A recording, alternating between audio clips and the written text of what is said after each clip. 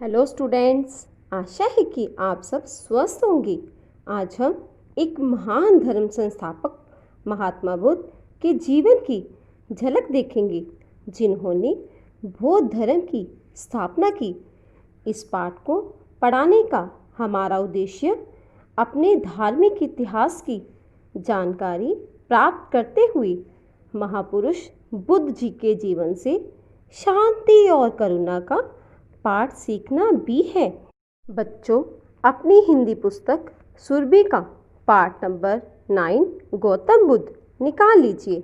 पृष्ठ संख्या यानी पेज नंबर 66 पर देखिए। इस चित्र में राजकुमार सिद्धार्थ शांत भाव से उदास राजमहल के बगीचे में बैठे हुए हैं और नौकर नौकरानियां उनकी सेवा में खड़े हैं। बेटा, यही राजकुमार संसार में आगे चलकर महात्मा बुद्ध कहलाए।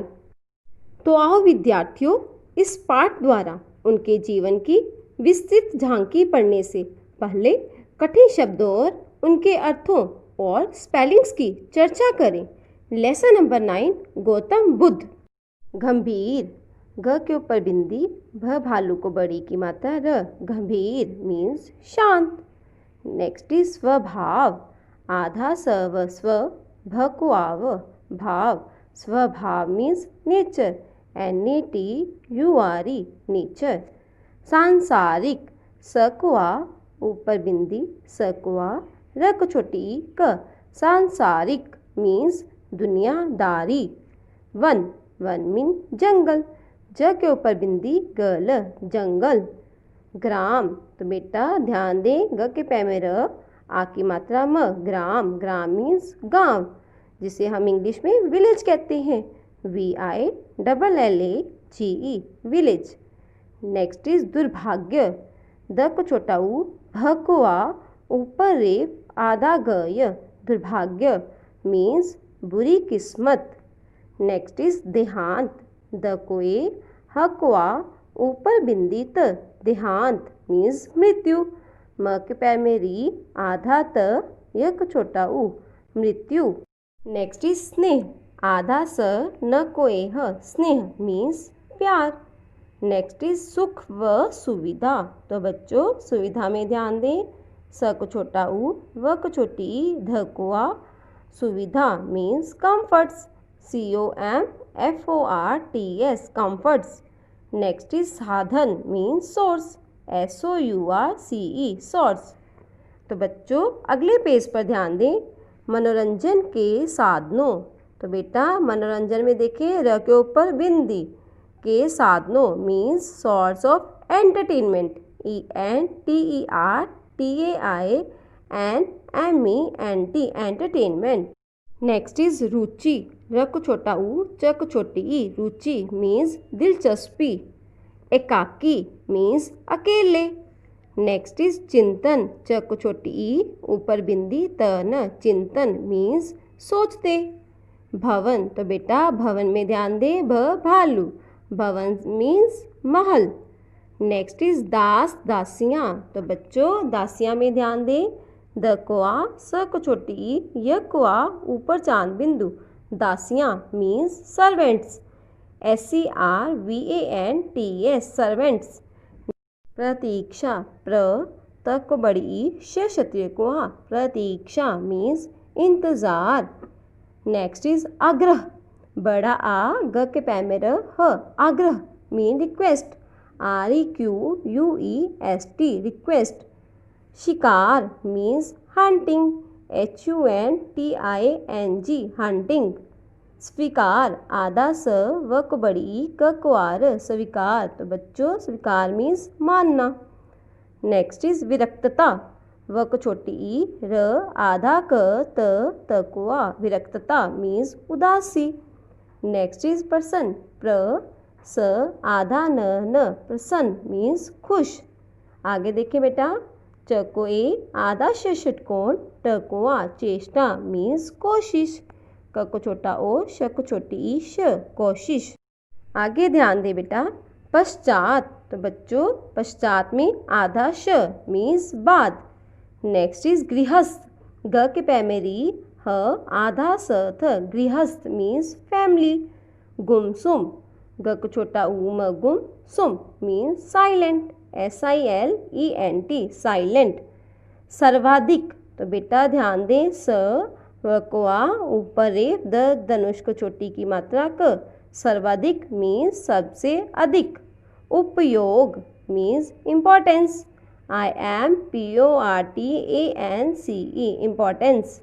उचित उचित मीन्स ठीक। नेक्स्ट पैरा में ध्यान दे बेटा रथ रथ मीन चैरियट CHARIOT चैरियट। परामर्श प रकुआ म श के ऊपर रेफ परामर्श मीन्स राय। आगे देखिए बेटा शीन काय तो शीन काय में देखिए श क्षत्रिय को बड़ी की मात्रा शीन काय मीन्स कमजोर। नेक्स्ट इज सारथी सकवा र थक छोटी सारथी मीन्स रथ चलाने वाला। आगे देखें रोगग्रस्त र को छोटा ओ ग रोग ग्रस्त ग के पै में र आधा स त ग्रस्त मीन्स बीमार। दशा दशा मीन्स हालत।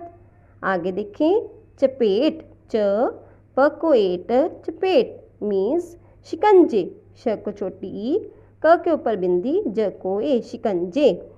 आगे देखिए बेटा झुरियाँ झंडे को छोटा उ की मात्रा र को छोटी ई ऊपर ए य को आ ऊपर चांद बिंदु झुरियाँ मीन्स रिंकल्स WRINKLES रिंकल्स।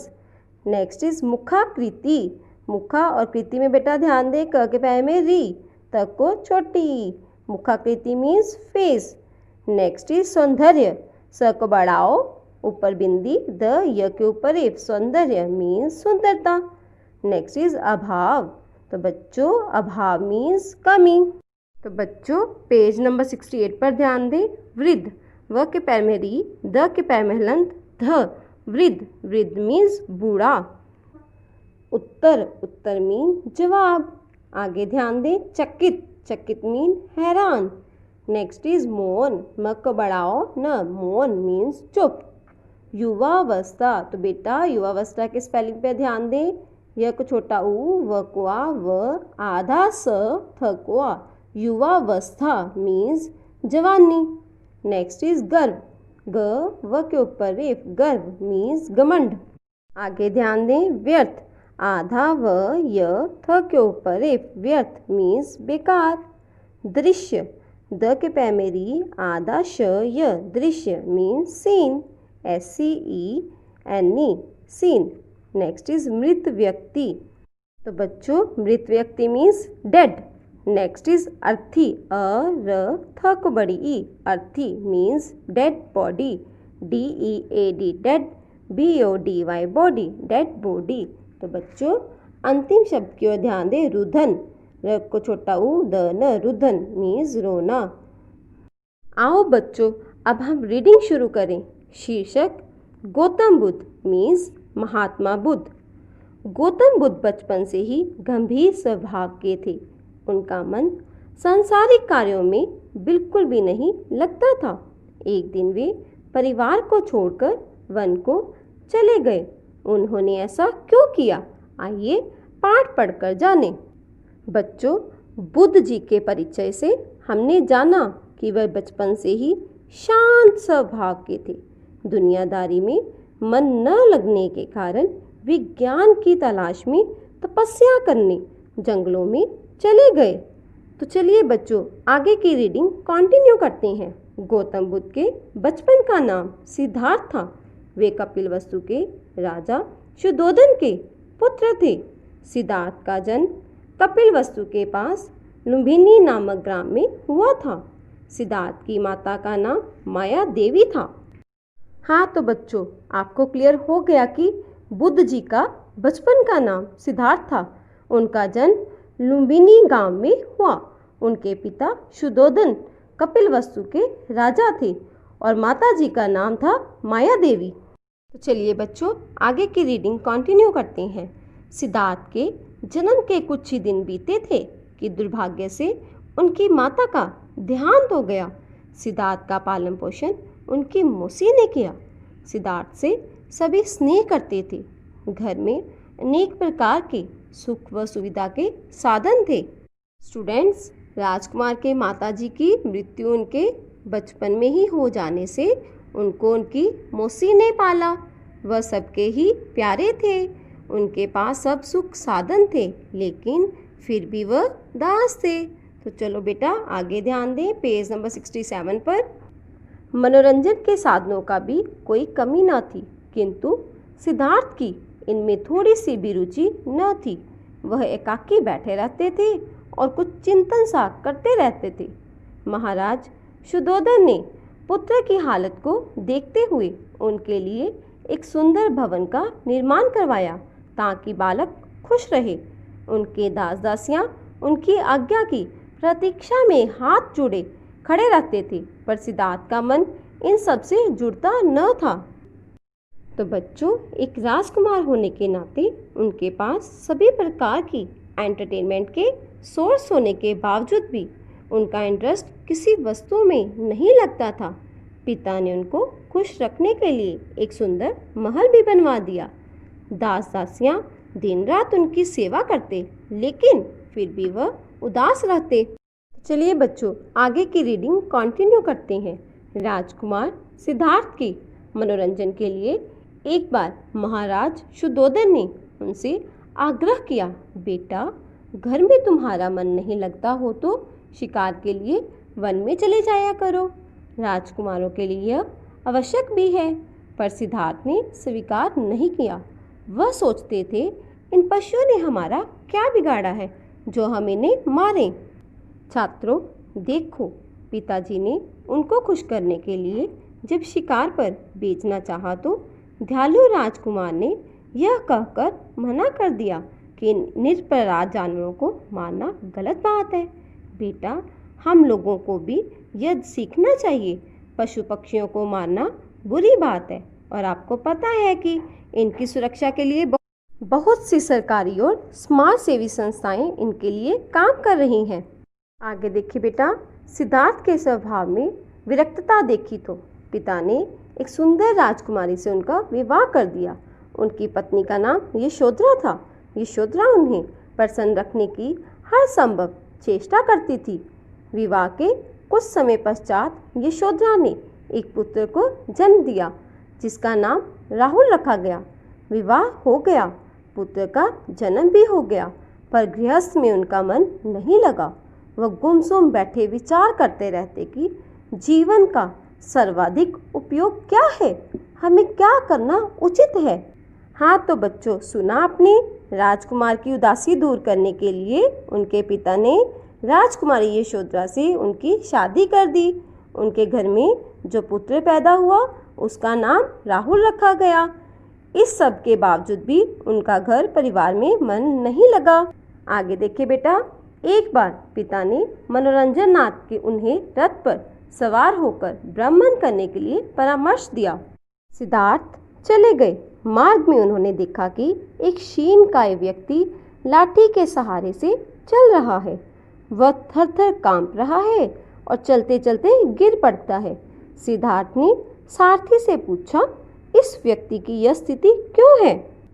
सारथी ने बताया, राजकुमार जी, रोगग्रस्त होने के कारण इसकी यह दशा हो गई है। क्या सभी व्यक्ति रोगग्रस्त हो सकते हैं? सिद्धार्थ ने पूछा। सारथी ने कहा, राजकुमार जी, किसी भी व्यक्ति को रोग अपनी चपेट में ले सकता है। हाँ तो स्टूडेंट्स, अब ध्यान से एक घटना सुनो। एक बार पिता के कहने पर राजकुमार सिद्धार्थ रथ पर सवार होकर अपने नगर में घूमने निकले। एक बीमार को लाठी के सहारे धीरे धीरे चलते देख उन्होंने अपने रथवान से इसका कारण पूछा। रथवान के यह बताने पर कि वह बीमार है, राजकुमार ने आगे पूछा कि क्या सब बीमार पड़ सकते हैं? आपने पढ़ा न, रथवान ने क्या कहा? उसने कहा, बीमारी तो किसी को भी लग सकती है। तो बच्चों, आगे की रीडिंग में ध्यान दें। रथ और आगे बढ़ा तो एक ऐसा व्यक्ति दिखाई पड़ा जिसकी कमर झुकी हुई थी। उसके चेहरे पर झुर्रियाँ पड़ी थी। उसकी मुखाकृति पर सौंदर्य का अभाव था। बड़ी कठिनाई से वह चल पा रहा था। तो बच्चों, आगे पेज नंबर 68 पर देखें। सिद्धार्थ ने सारथी से पूछा, इस व्यक्ति को क्या हो गया है? सारथी ने उत्तर दिया, राजकुमार, यह वृद्ध हो गया है। वृद्धावस्था में सबकी यही दशा हो जाती है और वृद्धावस्था प्रत्येक व्यक्ति को भोगनी पड़ती है। सिद्धार्थ सारथी का उत्तर सुनकर चकित और मौन हो गए। सोचने लगे, युवावस्था पर गर्व करना बिल्कुल व्यर्थ है। वृद्ध तो एक दिन मुझे भी होना पड़ेगा। पता चला बच्चों इस पैराग्राफ में क्या हुआ।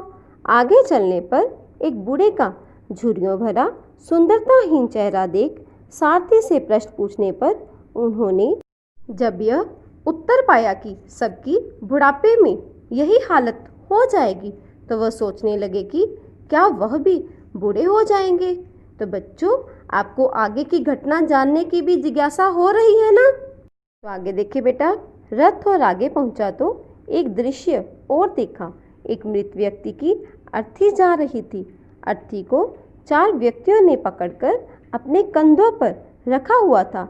अर्थी के पीछे कुछ लोग रुदन करते चल रहे थे। बच्चों आपको यह पैराग्राफ पढ़कर पता चल गया ना कि एक डेड बॉडी के पीछे लोगों को रोते देखकर उनके मन में फिर यही सवाल पैदा हुआ कि इस व्यक्ति को क्या हुआ है। तो विद्यार्थियों आगे की रीडिंग हम कंटिन्यू करेंगे अगले सेशन में। तब तक आप आज तक पढ़ाई गई पाठ की स्पेलिंग सहित दोहराई करना। ठीक है, तो फिर मिलते हैं अगले सेशन में। Bye, take care.